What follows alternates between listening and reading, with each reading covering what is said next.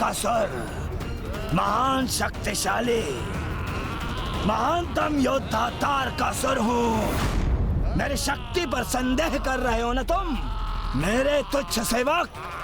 देखो, कोई पराजित नहीं कर सकता मुझे। अब पराजय हूँ मैं।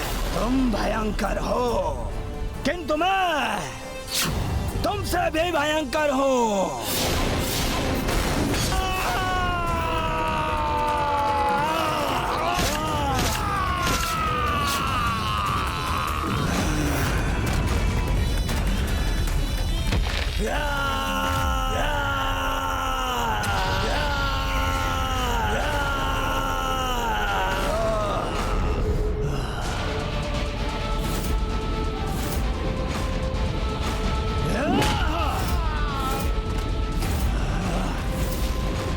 कोई नहीं टिक सकता मेरे समक्ष, कोई नहीं। तारकासुर जहां अपने अहंकार के लिए अपने ही सैनिकों का वध कर रहा था, वहीं कुमार कार्तिकेय देवों की रक्षा के लिए अधर्म पर धर्म की विजय का अभ्यास करने में लगे थे।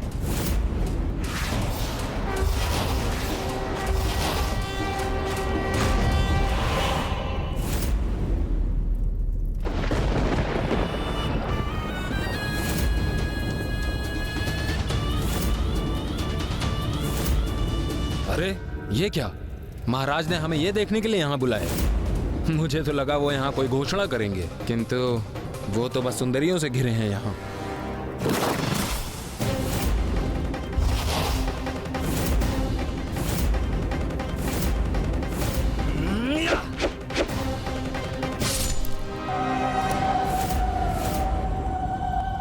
है कोई यहाँ जिसके मन में मुझे लेकर कोई संदेह है?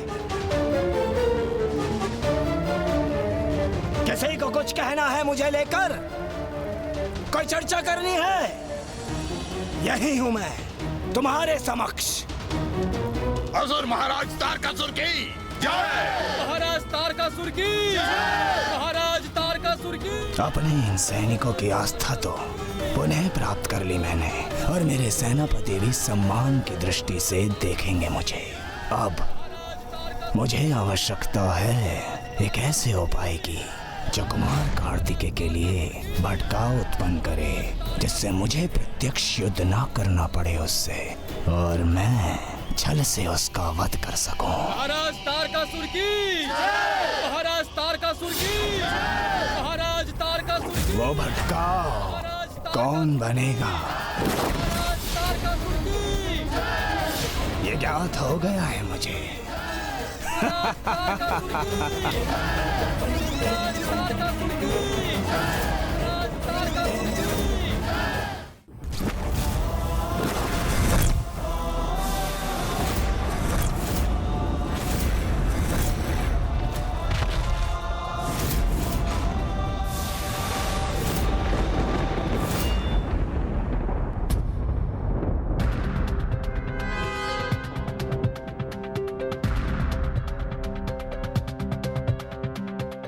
महाराज, रात्रि के इस पहर में आपने हम सभी को यहाँ क्यों एकत्रित किया?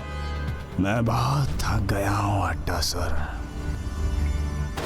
बहुत। प्रतीत होता है कि अब महाराज को समझ में आ रहा है कि उनका सामना किस विलक्षण योद्धा से हुआ है। महाराज, आप पर क्या बीत रही है यह मैं समझ सकता हूँ। आप मोक्ष द्वार की क्रीड़ा में है। आपको कुमार कार्तिकेय की अद्भुत शक्ति का परिचय जो प्राप्त हुआ है, आपने उन्हें अपने मायाजाल को भंग करते हुए जो देखा, तो अब तो कुमार कार्तिकेय की अपार शक्ति का प्रमाण प्राप्त हो गया ना आपको। महादेव के अंश हैं वो महाराज, अजय हैं।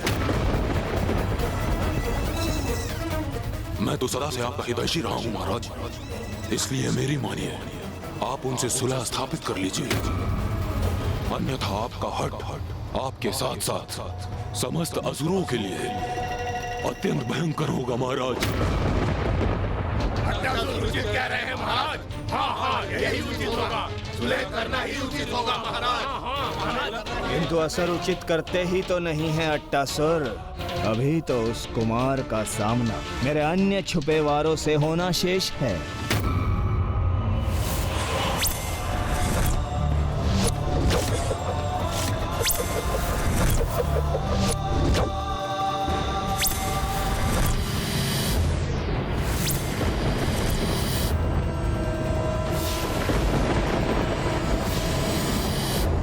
ये विद्युत आकाश में अचानक कैसे उत्पन्न हुई? और ये इस विशाल पक्षी पर आरूढ़ कौन है?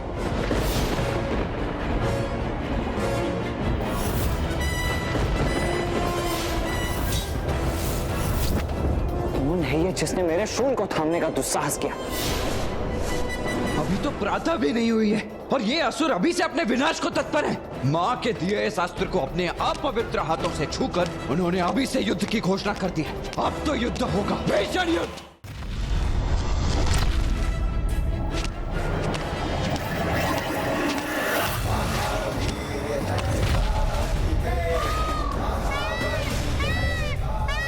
मयूर जी, इसका पीछा कीजिए।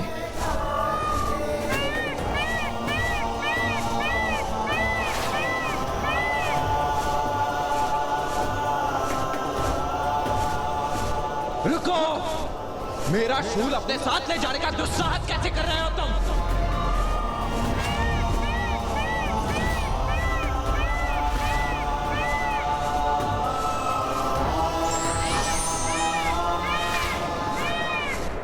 रुक जाओ, अन्यथा मैं आक्रमण करूंगा।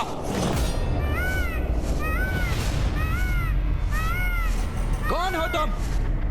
स्वयं को प्रकट करो मेरे समक्ष।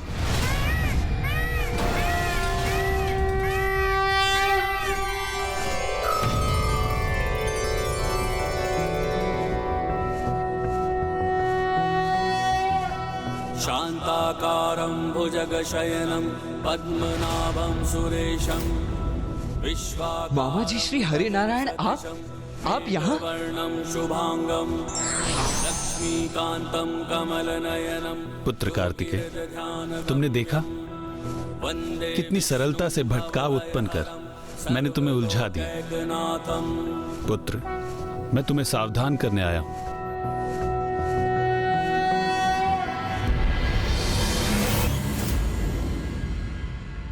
आप मुझे सावधान करने आए हैं?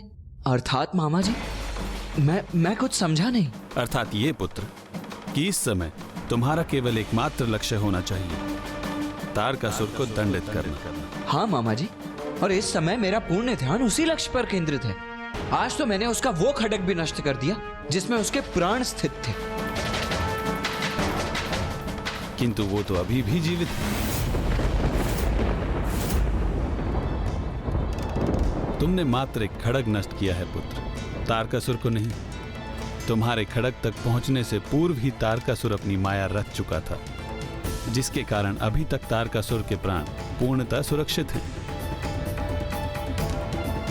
अब वो कोई भी माया रच ले मामा जी, वो अपने कर्मों के फल से नहीं बच सकता। और कल युद्ध भूमि में धर्मानुसार उसका अंत करूंगा मामा जी। उचित है, किंतु स्मरण रखना, युद्ध भूमि में युद्ध के नियमों का पालन करने के लिए केवल तुम प्रतिबद्ध हो। इसका अर्थ ये नहीं कि तारकासुर भी युद्ध में युद्ध के नियमों का पालन करेगा।